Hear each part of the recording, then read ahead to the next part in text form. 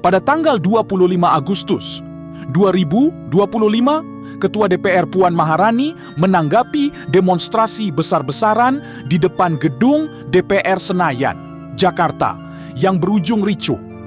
Puan menegaskan DPR siap menampung aspirasi rakyat dan mengajak dialog saling hormat. Di tengah situasi panas saat polisi menggunakan meriam air pukul 12.30 waktu Indonesia Barat untuk membubarkan massa.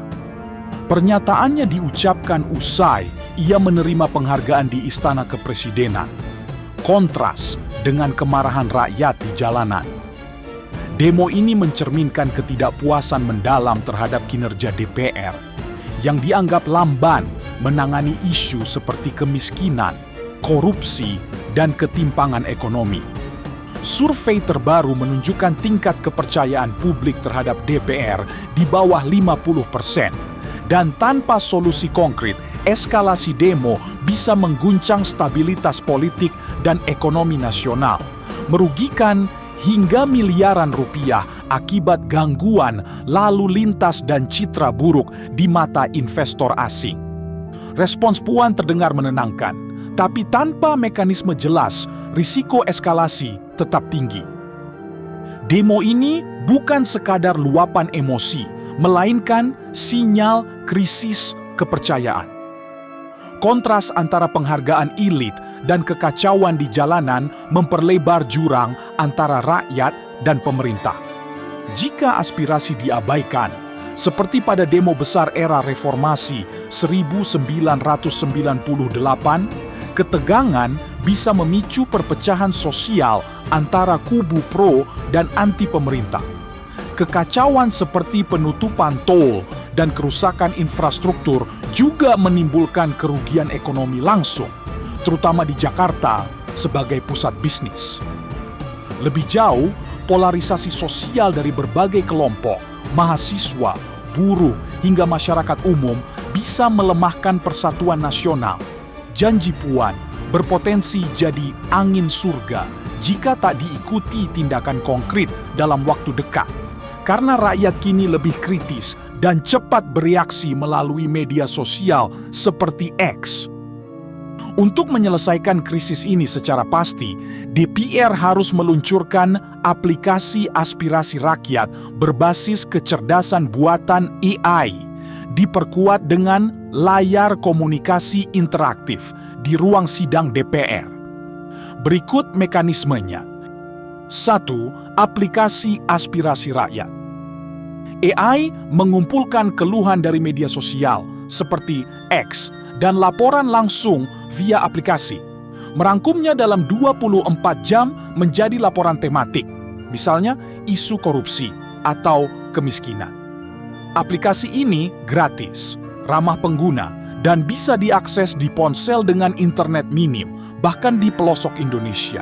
Rakyat bisa memilih isu prioritas melalui voting berbasis KTP elektronik untuk cegah manipulasi.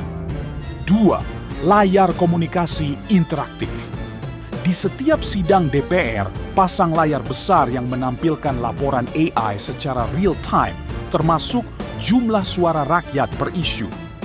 Anggota DPR wajib menanggapi keluhan ini secara langsung di sidang terbuka, disiarkan melalui aplikasi, TV nasional, dan platform streaming. Layar ini juga menampilkan skor kecerdasan respons berbasis AI yang menilai kualitas jawaban anggota DPR berdasarkan relevansi, data pendukung, dan kejelasan solusi. Skor ini transparan untuk publik, mendorong anggota DPR bersaing memberikan respons terbaik. 3. Partisipasi publik dan tokoh masyarakat. Rakyat bisa mengirim pertanyaan lanjutan via aplikasi selama sidang, ditampilkan di layar interaktif.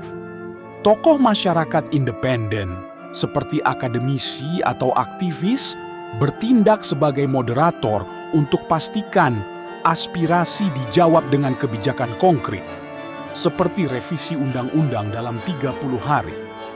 Fitur anonimitas di aplikasi melindungi pelapor dari ancaman.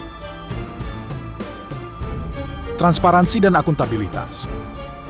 Layar interaktif dan skor kecerdasan memaksa anggota DPR bertanggung jawab langsung di depan rakyat, meningkatkan kepercayaan publik. Data real-time dari AI memastikan keluhan tak diabaikan. Inklusivitas. Aplikasi memungkinkan partisipasi dari seluruh Indonesia, termasuk daerah terpencil, mengurangi kesenjangan pusat sampai daerah. Pencegahan bentrok. Dialog digital menggantikan demo fisik, menghemat biaya pengamanan dan perbaikan infrastruktur hingga triliunan rupiah per tahun. Uji kecerdasan DPR.